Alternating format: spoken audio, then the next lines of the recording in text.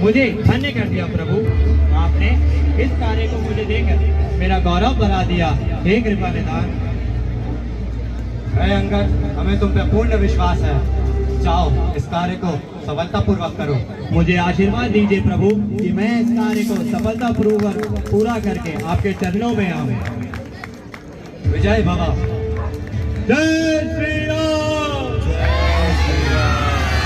इसके उपरांत अंगद लंका पहुंचते हैं और उनको रावण की सभा में बुलाया जाता है। रावण की सभा, तीनों लोगों के प्रतापी राजा रावण, एक विद्वान, एक महान योद्धा रावण,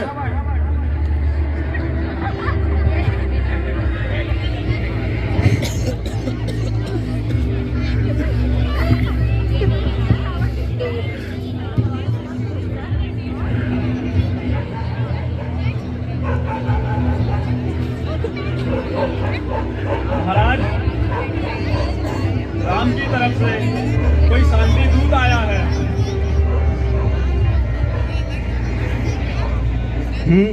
शांति दूत।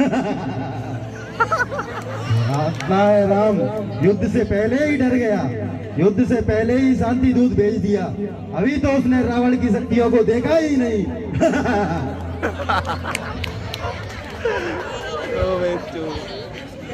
आओ,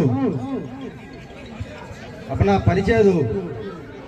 महाराज रावण, क्या तुम्हें स्वभाव का नियम नहीं पता कि किसी और देश के आए हुए राजदूत को पहले सम्मान पूर्वक एक सिंहासन दिया जाता है, एक बैठक दी जाती है, फिर उसका आदर सत्कार करके उससे आने का उद्देश्य पूछा जाता है कि वो किस कारणवश और कौन सा संदेश लेकर आया है।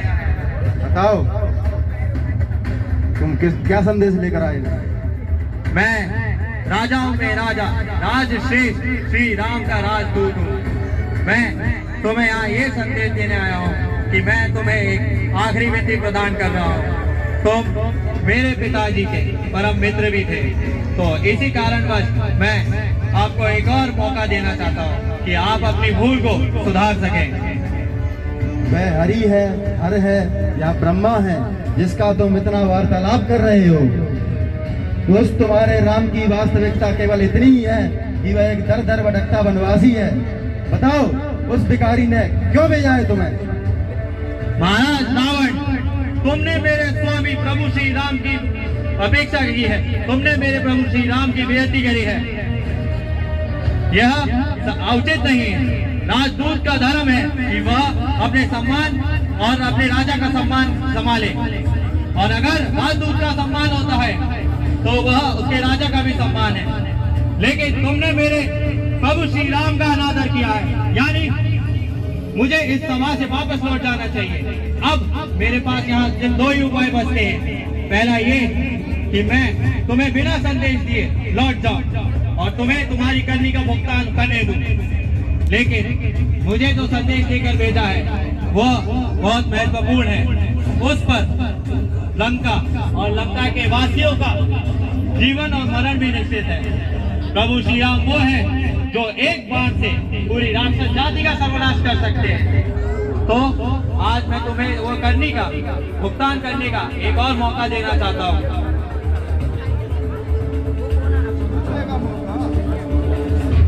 अपना संदेश बताओ।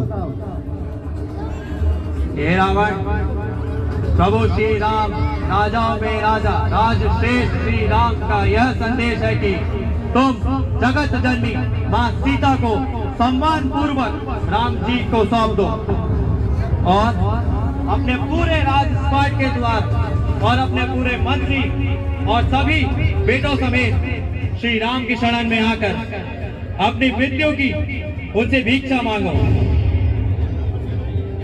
और उनसे अपनी मृत्यु की क्षमा याचना करो। क्षमा मांगू अपने पूरे कुटुंब सहित?